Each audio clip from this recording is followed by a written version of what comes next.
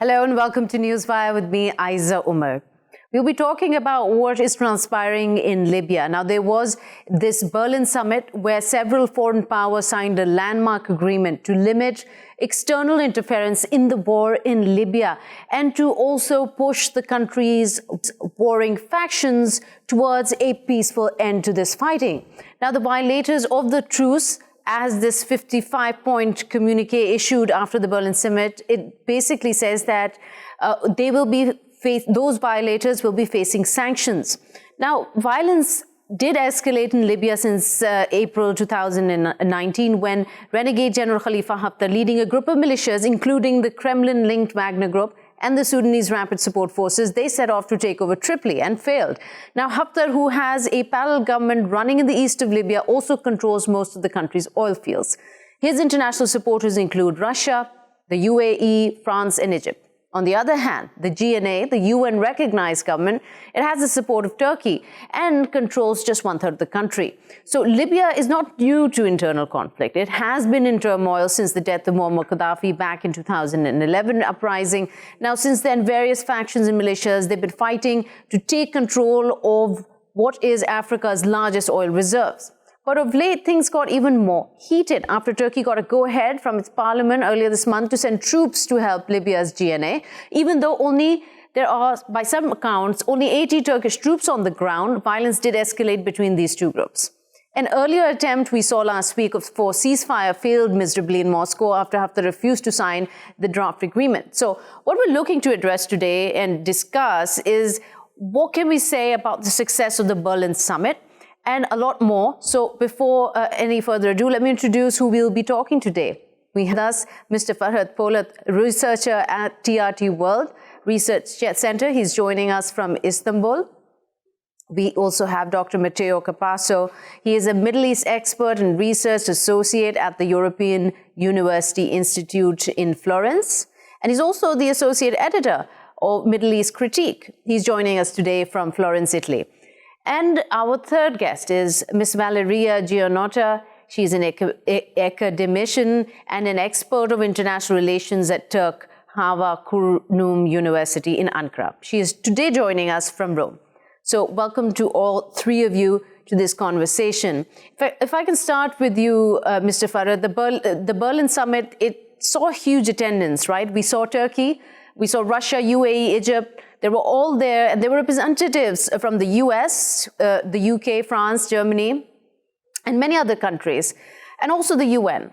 So considering the kind of failure they saw in Moscow just last week, how would you assess the Berlin summit's success? It's a significant development. All the stakeholders gathered in Berlin to discuss further steps, how they can bring a long-term and permanent ceasefire in Libya. But the problem is that how they can implement, how they can monitor.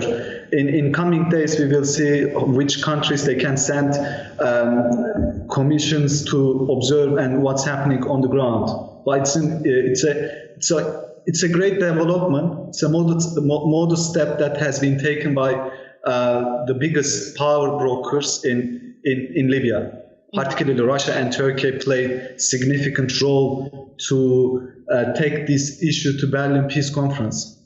So, Mr. Fist, on that point, the text of this communique read, there was a declaration by these world leaders, and it read, let me read it out here for our viewers. It says, "We commit to refraining from interference in the armed conflict or in the internal affairs of Libya and urge all international actors to do the same." It also went on to elaborate that those who violate this clause, they will be facing sanctions. Now, how does this bode for Turkey itself, considering that just recently it signed up with the GNA security and maritime agreements that gave them the sort of go-ahead to bring their troops on the ground?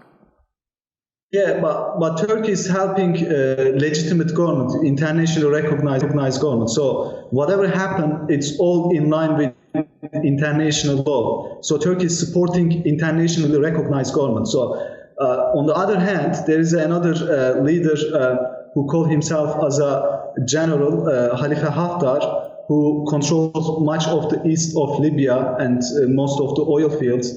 So he has no legitimacy Turkey doesn't have any connection with this part. I think Turkey support only a legitimate government, and this government has requested military help from not only from Turkey, from 5 countries, including US, UK, Italy, Algeria, and Turkey. Turkey is the only one who has responded their request, because they have been facing difficulties since April, because Haftar is attacking and he's trying to take over Libya by force, and he wants to put himself as a leader, and he wants to install as a dictatorship and military dictatorship in Libya. Okay. So Turkey just stepped up its help and supported the legitimate government.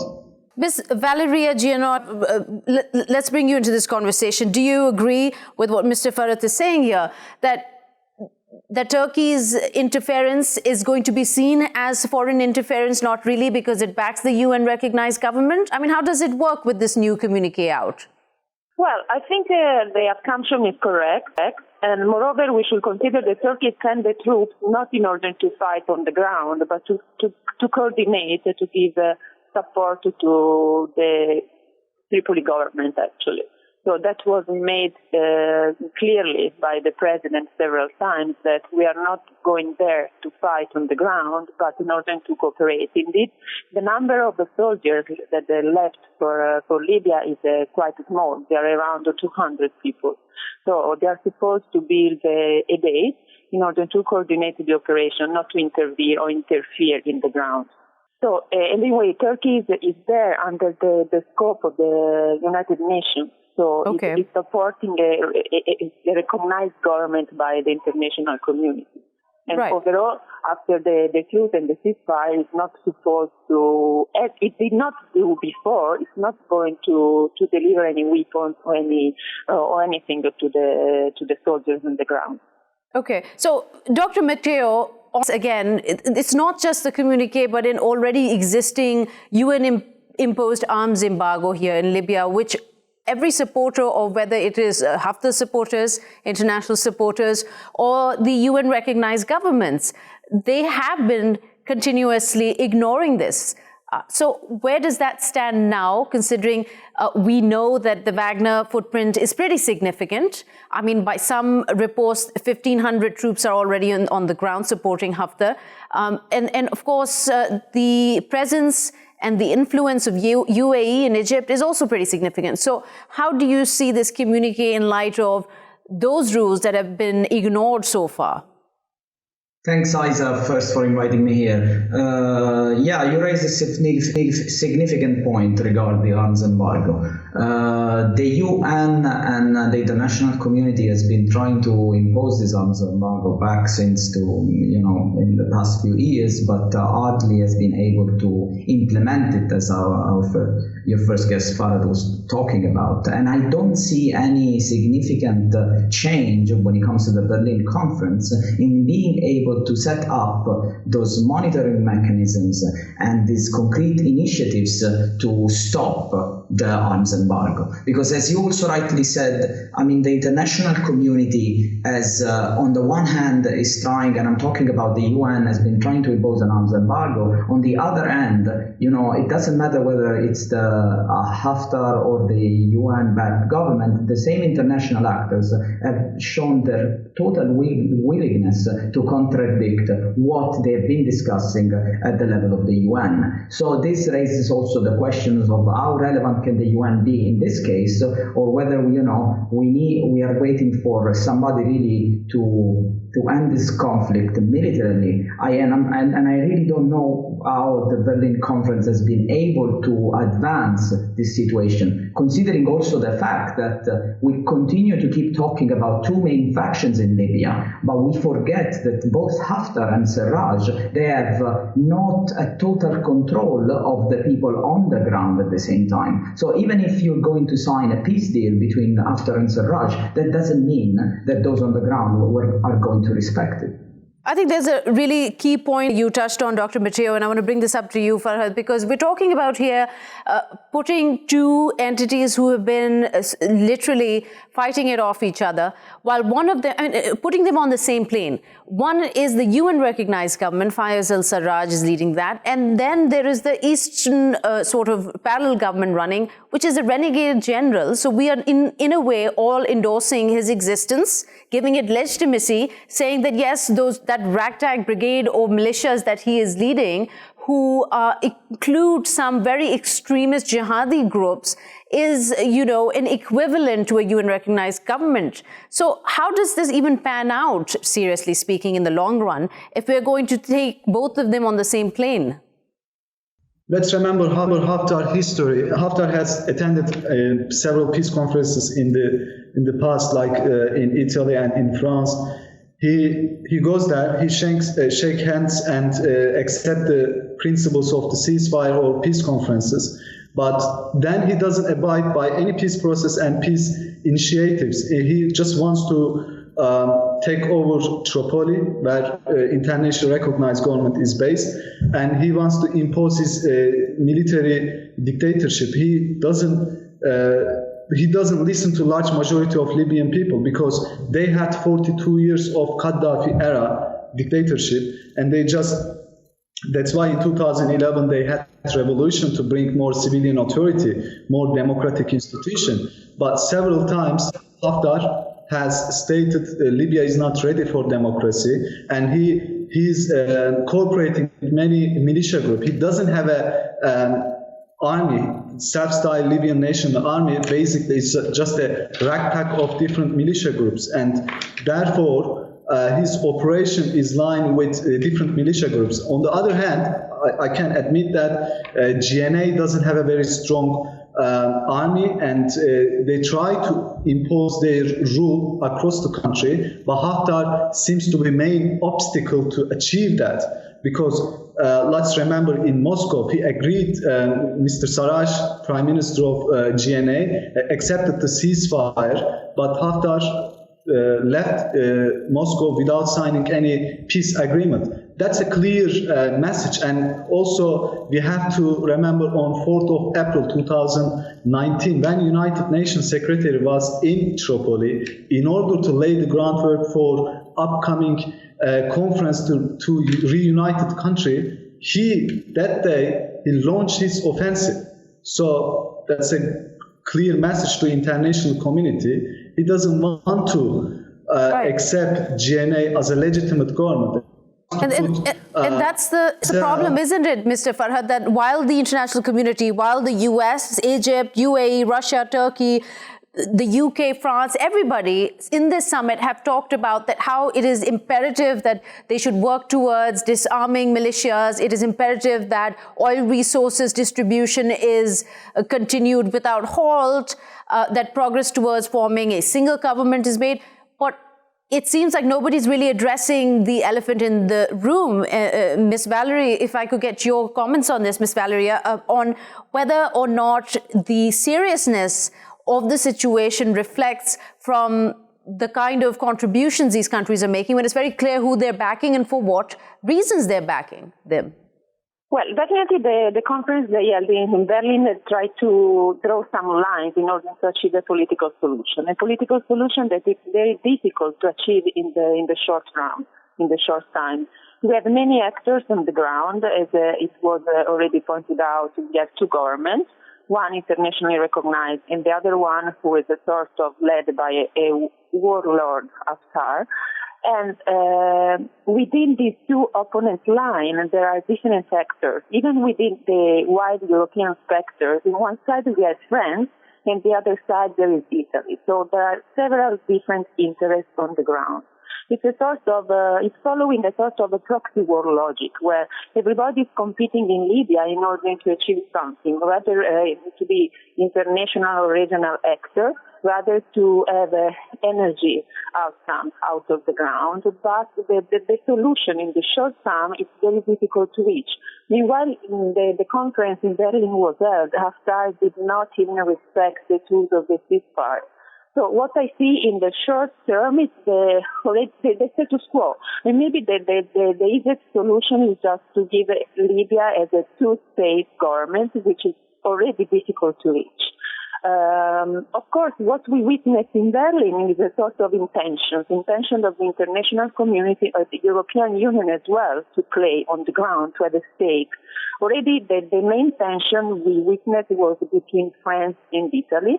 Germany was totally over, and thanks to the joint effort by Russia and Turkey, that, by the way, they are fighting from different, they are opponents. I mean, Russia is supporting Haftar, while Turkey is supporting the Tripoli government, but they found a way to reach an agreement in the past week in Istanbul during the opening of the Turk Stream energy hub. And this opened the way to further political talks in Berlin. And of course, as international relations, we say the logic of bandwagoning. So Germany jumped on the side of the strongest and trying to find a political solution for the situation. But of course, the roadmap for reaching that is very difficult, and we cannot see immediate results, if not in the long term, I'm afraid. Dr. Matteo, let me get your take on whether you see a political solution evolving here, especially for the long term, by asking you to address the fact here that, well, while Faisal Sarraj did not even meet Khalifa Haftar, in fact, it was Germany's foreign minister, Heiko Maas, who has been mediating between them in the Berlin summit, communicating what was being discussed and addressed. I mean, it just seems a bit futile, this entire exercise that has taken place, when the agendas of those who are supporting Haftar are very clear. I mean, if we are just to talk about Egypt, why are they not supporting a UN-recognized government? What is their problem with that? I mean, like, let's talk about that. Why are those issues not being addressed in a political solution that they're trying to achieve here? Yes, I think that this is one of the major problems.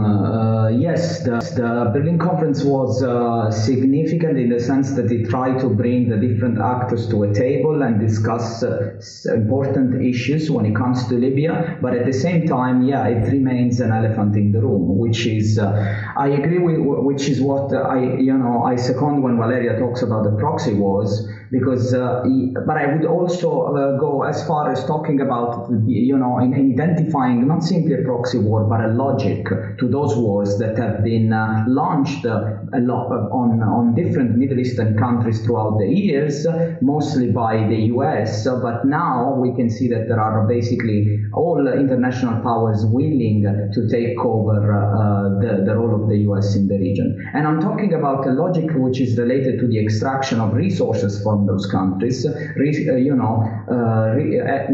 of human value, and oil.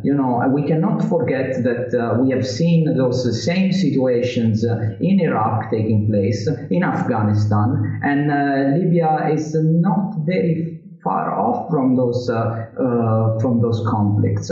And what in each one of those conflicts we keep seeing is that there is a war economy in which the money, there is capital flight taking place from Libya, going outside of the countries. Militias are putting money into Dubai, in Turkey, in Europe, while at the same time, the same money of the oil is not reinvested in the country. The only way it's reinvested is to the buying of weapons and military equipment. At the end of the day, I mean, it seems to me that we also need to discuss not simply the war of the war that is taking place in Libya, but probably we need to start identifying a logic among international powers in trying to, attack those countries and extract resources from them, and probably feeling comfortable to have them in this situation. So, I mean, this is also something that is often not discussed, and I think it would be a big mistake to continue looking at this conflict only from a local perspective, but also starting to realize how much this has become a global war, in a war that at the same time is in a war that at the same time is changing, because the US is not playing the police role anymore. So this is also reflecting, the change at the level of international dynamics. Right. So exactly, Farhad, just taking this conversation forward, especially what Dr. Matteo said, I mean, let's refer back to what has recently been seen in terms of Khalifa Haftar, when he blocked out, threatened that he would block oil exports from the country's main ports. He saw the support. He saw the result of that was support from Russia. There was support from Egypt. There was support from UAE. I mean, who in the end does this benefit at all? It will be benefiting the international supporters for Khalifa Haftar and affecting very adversely the Libyan people. Definitely. It's a good point. Long-term struggle, I think, caused great suffer for ordinary Libyan people. They continue to suffer from this ongoing conflict since 2011. Haftar enjoys political and economical, even military support from a number of countries, including the UAE, Egypt, and Russia, which Russia has been supporting Haftar even in the front lines through Wagner paramilitary military group. And since then, he has made some progress on the ground. So, in order to find a more practical and long-term solution, I think all Libyan people, all the representatives, should come together to discuss how and when they can implement Libyan political agreement, which is the only way to stabilize the country. That agreement was signed in 2015 and endorsed by United Nations Security Council. This is how country can be stabilized. Only way to stabilize the country, implementing Libyan political agreement. So through this agreement, GNA was found. So GNA is the legitimate government. Haftar, he doesn't want to share the power, and he wants to just impose his will against a large majority of Libyan people. Okay. Now, Ms. Valeria, on this sort of position that the US has held, there's been this ominous silence when it comes to the Libyan conflict. But just referring to the ceasefire here, this agreement, the Berlin summit, that there should be a ceasefire, and how the UK Prime Minister Boris Johnson said that he offered to have troops on the ground to mediate that the ceasefire was being followed. I mean, I think my question actually is to you that would UK even be the candidate right for the job, considering the kind of vested interest that he personally has on the ground? I mean, wouldn't it make sense for more of Libya's neighbors who have shown their neutrality, like Algeria, to be the troops mediating a ceasefire? Well, anything that they discuss in Berlin from the political point of view, as it was already pointed out, has to bring together all the parties involved. When we speak about ceasefire, of course, we have two sides. I mean, Haftar and Serraj, but behind them, there are some unconventional militias that they have a stake in the conflict. So the real and sustainable ceasefire has to involve all these actors. That's why I'm a bit in doubt about how they can handle the ceasefire. Already in Moscow last week, there was a sort of enthusiasm until the end that both Serraj and Haftar would sign the agreement, but then something went wrong and Haftar left without signing. So I think that the real stakeholder of the ceasefire has to be someone who is already in Libya, who has an interest, who has a stake in Libya. And of course, in order to the ceasefire to be sustainable, all the main stakeholders should be there. What I think in the other side is that Haftar doesn't have any interest to respect the ceasefire. Why? Because in a way he's a sort of soldier. He comes from the military. He doesn't have any political vision. So he has to go on and conquer more territory as possible in order to reach the oil reserve as well. That is the main tricky situation there. Okay. All right. Well, we've unfortunately run time there. Well, Ms.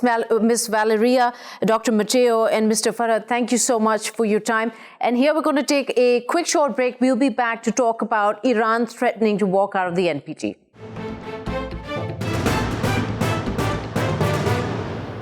Welcome back to Newswire. Now, Iran has threatened to walk out of the treaty on the non-proliferation of nuclear weapons if European countries bring Iran's alleged violations of the JCPOA, that is the Iran nuclear deal, to the United Nations Security Council.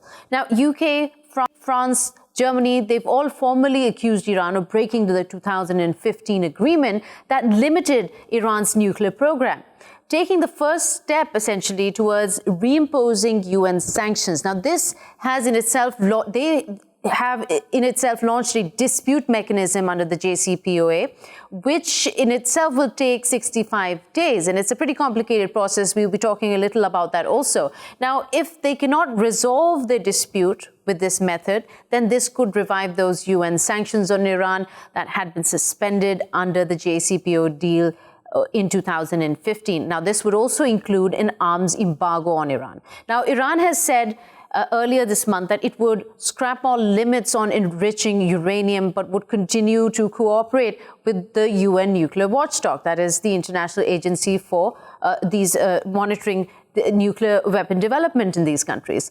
Now, this, of course, is in light of the kind of US-Iran tensions we have seen. Ever since US President Donald Trump withdrew from the JCPOA back in 2018, it's been pretty much downhill. Now, with US-Iran tensions hitting an all-time high earlier this month when a US airstrike killed a revered Iranian general of the Iranian Revolutionary Guard Corps, Qasem Soleimani, in Baghdad. 5 days later, Iran responded with a missile attack on US bases in Iraq. While no US troops were killed, a Ukrainian passenger jet was accidentally hit, killing all 176 people on board. So we will be talking to our guests to get their view on what's next for Iran. If they pull out of the NPT, and has the US maximum pressure campaign done more damage than good? And can Iran afford the inevitable sanctions by the UN if the dispute over curbing nuclear weapon activity is not resolved? All of these questions we're going to ask our guests today. Let me introduce who we're speaking to. We have with us Mrs. Sadeqi, freelance researcher and PhD candidate in American Studies from the University of Tehran. She's joining us from Tehran today. And also Mr. Farhang Jahanpour, a political analyst, joining us from London. Welcome to both of you to this conversation. I want to start with you, Ms. Sadeqi, if I may, that about the NPT itself. If you could, before this conversation begins on how this is going to unfold for Iran, just curious to get your take on the NPT, which is a 190-member body, 190-member countries that signed in 1968, came into effect 2 years later, and it essentially, in one line, bans all the signatories other than the United States, Russia, China, Britain and France from acquiring nuclear weapons in return for allowing them, peaceful nuclear programs to be followed in their country for like power generation, etc. What's your understanding of why those particular countries are exempted while all other 190 are vigilantly followed and monitored? Well, it's a system of bullying, which they have been dubbing as an international community, and trying to police other countries, trying to curb their independence. There is no logic behind having 5 nuclear states as members of the NPT, while the same states which have stockpiles of nuclear weapons and have tested, although back in 1990s, their nuclear weapons, to impose sanctions on a country which has tried to stay committed to a JCPOA deal, although based on investigations by the International Atomic Agency, it has never pursued to develop nuclear weapons. Moreover, we have to see which countries also are not a member of NPT, and they have developed nuclear weapons, and there is no pressure on them. So it looks like a malfunctioning treaty that is being used as a means of exerting pressure on countries which do not submit to the will of, especially the United States. Yet Iran hadn't signed it. I mean, those exemptions of these countries existed back then also in 1970. It became a signatory. So it was complicit in sort of letting those 5 countries off the hook. Exactly, because Iran made every measure to ensure the world, to assure the world that it's not pursuing the nuclear weapons. Even with the JCPOA, based on the investigations, Iran was not pursuing any form of nuclear weapons in the first place. But to show the world and assure that it's not, to show the goodwill it has been pursuing, Iran did sign the deal. And it started backing down on its commitment only when the U.S. withdrew, and none of the commitments from the European sides, including standing against the sanctions, was done and was abided by. Okay, before we then continue on what the discussions for Iran walking out of the NPT will be, Mr. Farhang Jahanpour, to get your take on the NPT itself, a flawed treaty, as Ms. Sadeqi said, a bullying tactic to make countries obliged to the diction of 5 superpowers as they be according to the exemption they face in the NPT. What's your take on it? Well, I think if you study the NPT carefully, it is really a bit more complicated. Because initially, as we know, just during the Second World War, America was the first country to develop nuclear weapons. Then Russia got it, then China got it, then Britain and France got it. And so they became the so-called 5 original nuclear powers. Mm-hmm. The NPT was aimed basically at preventing proliferation, but there's a very important clause in it which is totally ignored. The first clause says, the first article says, the non-5 nuclear powers should not try to acquire nuclear weapons. And Article 2 says the nuclear powers should not transfer nuclear weapons and technology to the non-5 countries. But the third one is that the nuclear power should, in good faith, try to get rid of their nuclear weapons. Absolutely. So it was a two-way street. It was a bargain. The bargain was that the countries which have them will try to gradually, in good faith, comes there. And that good faith never showed. Absolutely. That the idea was that the countries which did not have it would not try to acquire it, provided that the 5 countries which had it would try to get rid of them. But of course now, not only they haven't got rid of them, they are spending trillions expanding them and modernizing them and making them into short-range missiles and so on, while they are making the countries which have not on a selective basis. Because Israel got nuclear weapons before the Six-Day War, then North Korea got it, then of course India and Pakistan. And as Ms. Sadeqi said, even the JCPOA showed, and IAEA actually testified, that Iran's program was not a military program, it was a civilian program. So it's a very selective kind of implementation of a very defective deal, but the most important clause, which means the nuclear powers should try to get rid of them, is ignored. Mr. Gorbachev just a couple of days ago made a very important interview, and he said that we have seen the mistakes which can happen by individuals or by mechanical ways, and a mistake with nuclear power can destroy the humanity. So therefore he said that we really and seriously must try to get rid of these thermal weapons. So having established the parameter, if I may, of what exactly was wrong, all that was wrong with the NPT itself, and now coming to the JCPOA, which is pretty much, it seems like a dead deal, because even though Iran had continuously showed that the International Atomic Energy Agency has certified that they are in compliance to all the requisites of the JCPOA, the US still pulled out. So Mr. Sadeqi, Iran's foreign ministry has now come out and said, just a few days back, that the doors are not closed to negotiations and that they are making efforts to resolve the dispute of the nuclear agreement. So now, in light of that, and suddenly the NPT being threatened, how is Iran planning to maneuver this? Well, the president's letter to announce that if the other signatories of the JCPOA do not stay committed to the deal, Iran would consider withdrawing from the NPT, came back when the U.S. withdrew from the deal. So it's not new, but recently, after giving the European signatories enough time to make up for what the U.S. or just to stay committed to the deal, Iran has announced that it will consider that again.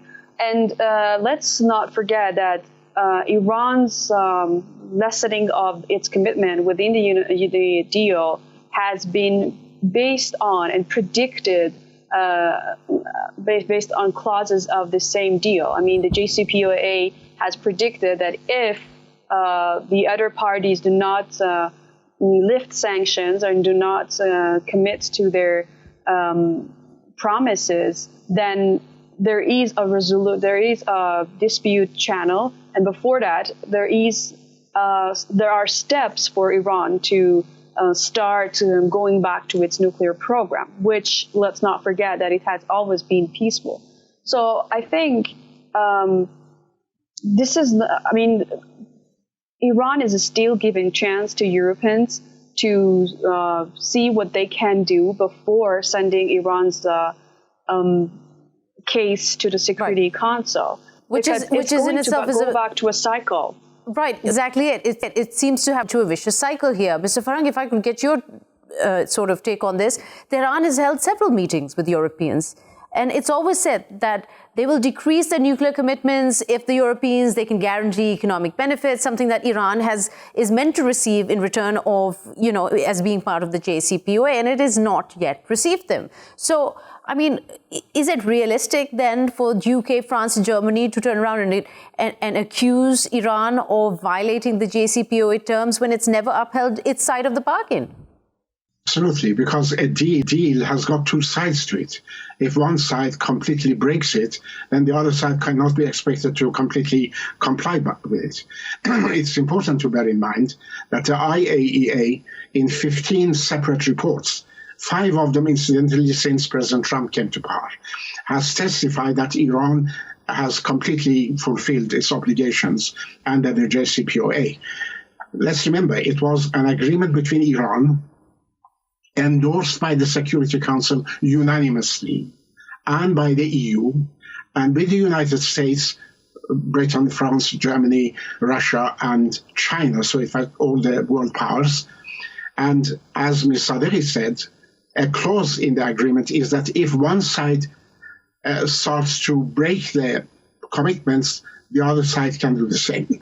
But Mr. Sadeqi, this dispute mechanism, the vicious cycle that it kind of sort of instigates, it's going to end badly for the Iranians mostly because, let's not forget, they have suffered the most from this U.S. maximum pressure campaign. I mean, economically, they've been hit very hard. The last thing they need is an arms embargo and UN sanctions on top of it. I mean, just the commission itself, the signatories, they're supposed to refer to, in the dispute mechanism, there's supposed to be a joint commission where the signatories are supposed to refer to when they believe that one of the party is violating the clauses. The problem is that the members are the same.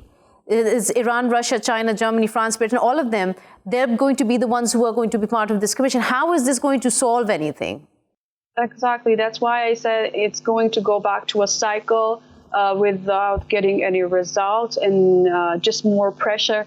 Honestly, I don't know what sanction is left there to impose on Iran, because we have already been under severe sanctions from European countries as well as the United States. And so it's going to be like more international sanctions imposed by the UN. It's only the Iranian people who have been suffering from that, and it has not changed anything within the just process of getting to a deal after 15 years of negotiations, and then now it's going to go back to the Security Council. So it's just showing that the deal has not been effective, and the reason for it's not being effective is that the same countries who are going to complain about Iran's non-compliance are the ones who are going to make the final decision. So how is it going to help? We don't really know. That's how I said. So, Mr. Farhang, that President Trump, who has gone ahead and distinguished himself in a way for being the most ultimate deal maker, that he never wanted a deal to begin with, and he made sure that there was nothing to negotiate. The problem is Iran really cannot negotiate under the current circumstances. If America goes back to the deal and lifts the sanction, Iranians have said that everything is reversible and they are quite prepared to talk. But they cannot again start a new agreement when an agreement which took 2-3 years to to agree is just totally thrown away without any sort of consideration whatsoever to its clauses. Therefore, I think Iran is right that yesterday Mr. Zarif Sharif said, that if the three European countries do not abide by their commitments, Iran will leave the NPT, but still everything is reversible and Iran can return to compliance if they do their work, which is to allow Iran to achieve some sort of economic benefits from the deal. And it remains to be said that is even going to be possible if that's the way the ball is going to roll, because the way things are looking, the way President Trump has gone ahead with the withdrawing from the JCPOA, it seems almost unlikely that he wants any kind of resolution to come out or to meet Iran halfway. Well, we've run out of time here. I just want to thank you, Mr. Farhang and Mr. Setareh, for taking out the time and sharing your analysis and thoughts on this. We will see you tomorrow with the new episode of Newswire, trying to explore more news and analysis happening around the world. Till then, goodbye.